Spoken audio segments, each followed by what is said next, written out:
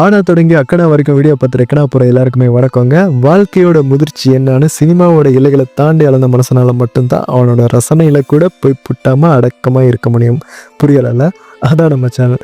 Cinema தொடங்கி வாழ்க்கை வரைக்கும் இருக்க எல்லா சித்தாந்தங்களும் சித்தர கிடக்கிற ஒரு பெட்டி தான் நம்ம அன்றாட தமிழா. எப்போ அந்த பேரை வச்சோன்னா அப்போலேருந்து அப்படி தான் இருக்கேன்.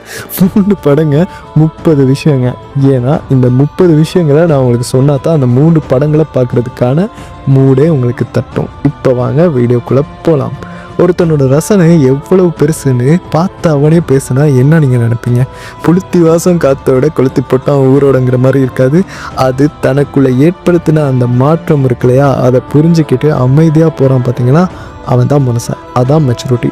அதாவது ஒருத்தங்கிட்ட காசு இருக்குது, அதை ஒரு நோக்கமும் இல்லாமல் பைக்குள்ளே வச்சுட்டு ஸ்கையை பார்த்துட்டு நடந்துட்டு போனால் அதோட தேவை என்னவா இருக்க முடியும்?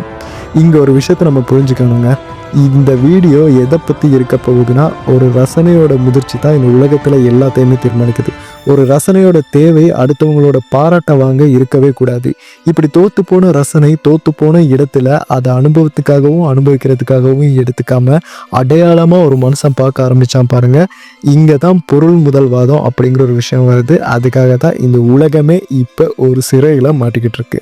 அப்படி நிறைஞ்சு போன சினிமாவில் இருத்தலையில் வெறுமை பற்றியும் கோடி கலரை கட்டி நடுவில் 2 பேரும் மட்டும் சுற்றிட்டு இருக்கிற உலக மயானத்துக்கு மனுஷனோட நோக்கம் எதை சார்ந்து இருந்துச்சுன்னு முடிவு பண்றது அவனோட கலரையா தான் இருக்கணும்.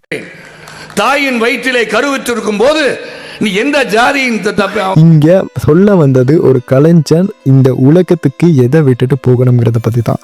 அது ஒரு நல்ல நோக்கத்துக்காக இருந்தா கண்டிப்பா உங்க கலரையை காடாகாம பார்த்துக்க 2 ஜீவன்களாச்சும் அதை சுத்தி வளம் வருவாங்க. ஒரு கலையை ரசிக்க நீங்க கலைஞனா மாறணும்.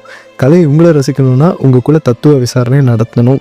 தத்துவம் இல்லைன்னா ரசனை இல்லை, கலையும் இல்லை. இது எதுவுமே இல்லைன்னா கோடி காசு பையில் இருந்தால் கூட உங்கள் சுயமரியாதை அப்படிங்கிறது அதோட நெருக்கடியோட வெளிப்பாடாக அவங்களோட இருப்பு அடுத்தவனோட பார்வைக்காக மட்டும் வாழ்கிற ஷோ ஆஃப் கல்ச்சராக மாறிடுங்க. இப்படி உணர்ச்சியோட வறட்சி பற்றி பேசின நைட்ஸ் ஆஃப் கேப்ரியா, லாஸ்ட்ரோடா மற்றும் அடையாளமே ஒரு பொய்ப்புட்டுன்னு பேசின பர்சனா மூவியும் நான் பேசின கருத்துகளோட வெளிப்பாடுகள் தாங்க. இதை நீங்கள் ரசிக்கவும் கலர் கண்ணாடியை கழட்டிட்டு பிளாக் அண்ட் ஒயிட் அப்படிங்கிற ஆட்டுக்குள்ளே போகணும். அப்போ தான் ஆர்டிஸ்டிக்காக வெளியே வந்து இந்த படத்துக்கு ஃபயர் விடலாம்.